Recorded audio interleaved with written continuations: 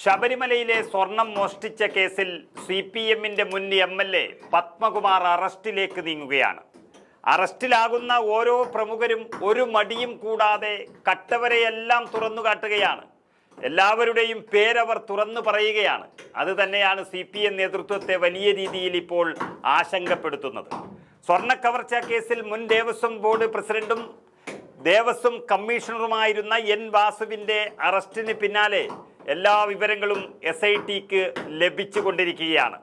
അതിൽ ബോർഡ് മുൻ president A. പത്മകുമാറിൻ്റെയും അതുപോലെ മുൻ ദേവസ്വം മന്ത്രി കടകംപള്ളി സുരേന്ദ്രൻ്റെയും പേരുകൾ ഉണ്ടെന്നാണ് അറിയുന്നത്.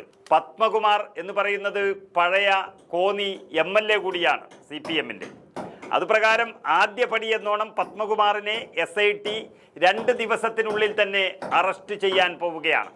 പത്മകുമാർ അറസ്റ്റിലാകുന്നതോടെ CPM പൂർണ്ണമായും പ്രതിരോധത്തിലാകും.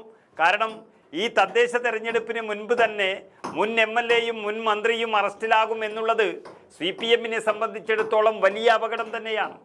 തകർന്ന് തരിപ്പണമാകാൻ വേറെ വഴി അന്വേഷിക്കേണ്ടതില്ല. ദേവസ്വം ഉദ്യോഗസ്ഥന്മാരിലും ഒരുപക്ഷെ പ്രസിഡന്റിലും എത്തി ഈ സ്വർണ്ണമോഷണം അവിടെ നിൽക്കും എന്ന് കരുതിയിരുന്നയിടത്ത് അവിടെ നിന്നാണ് സർക്കാരിൻ്റെ നോമിനികളെയും പിണറായി വിജയൻ്റെ കൂട്ടുകാരെയും മുഴുവൻ പിടിച്ച് SIT സംഘം അകത്തിടുന്നത്.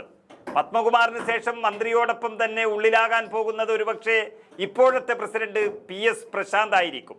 ഹൈക്കോടതി അത് പ്രത്യേകം പറഞ്ഞതുമാണ്. അങ്ങനെ പിണറായി വിജയൻ ഭരിച്ച ഈ 10 വർഷ കാലയളവിനുള്ളിലെ എല്ലാ ദേവസ്വം ബോർഡ് പ്രസിഡന്റുമാരും അറസ്റ്റിലാകും എന്ന് പറഞ്ഞാൽ അത് പിണറായി വിജയൻ അറിഞ്ഞുകൊണ്ടുള്ള മോഷണം തന്നെയാണ്. ഇനി എത്ര മലക്കം അറിഞ്ഞാലും ഈ ശബരിമല മോഷണം തന്നെയായിരിക്കും പിണറായി സർക്കാരിൻ്റെ തലവിധി നിശ്ചയിക്കുക. അങ്ങനെ ഒന്നിനു പിറകെ ഒന്നായി ഓരോ പ്രമുഖരും ചോദ്യം ചെയ്യപ്പെടുകയും അറസ്റ്റിലാവുകയും ചെയ്യുകയാണ്. ദ്വാരപാലക ശില്പങ്ങളിലെ സ്വർണം കവർന്ന കേസിൽ 4ാം പ്രതിയായ ദേവസ്വം ബോർഡിൻ്റെ മുൻ സെക്രട്ടറി S. ജയശ്രീയുടെ ജാമ്യാപേക്ഷ ഇന്നലെ പത്തനംതിട്ട പ്രിൻസിപ്പൽ ജില്ലാ കോടതി തള്ളിയതോടെ ജയശ്രീയെ അറസ്റ്റ് ചെയ്യുന്നതിനും ഇനി പ്രത്യേക അന്വേഷണ സംഘത്തിന് ഒരു തടസ്സവുമില്ല എന്നുള്ള രീതിയിലായിരിക്കുന്നു.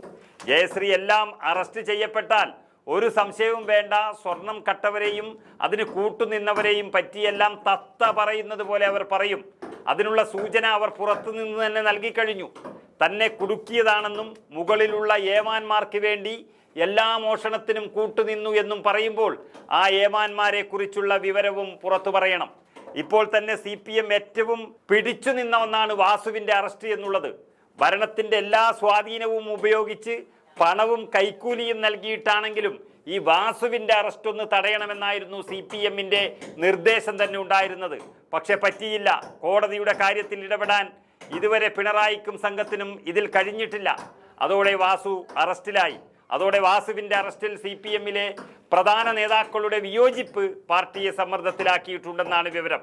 സർക്കാർ ഇടപെടുന്നില്ല എന്ന് പറയുമ്പോൾ തന്നെ തിരഞ്ഞെടുപ്പിലേക്ക് പോകുന്ന പാർട്ടിക്ക് വലിയ ക്ഷീണമാണ് സംഭവിക്കുന്നത് എന്ന് നേതാക്കൾ സർക്കാർ കേന്ദ്രങ്ങൾക്ക് തന്നെ മുന്നറിയിപ്പ് നൽകിയിട്ടുണ്ട്. SITയിലുള്ളത് സർക്കാരിൻ്റെ കീഴിലുള്ള ഉദ്യോഗസ്ഥരാണെങ്കിലും ഹൈക്കോടതിയുടെ മേൽനോട്ടത്തിലാണ് അവരുടെ അന്വേഷണം എന്നത് സർക്കാരിൻ്റെ ആപ്പീസ് കൂട്ടിച്ചിരിക്കുകയാണ്.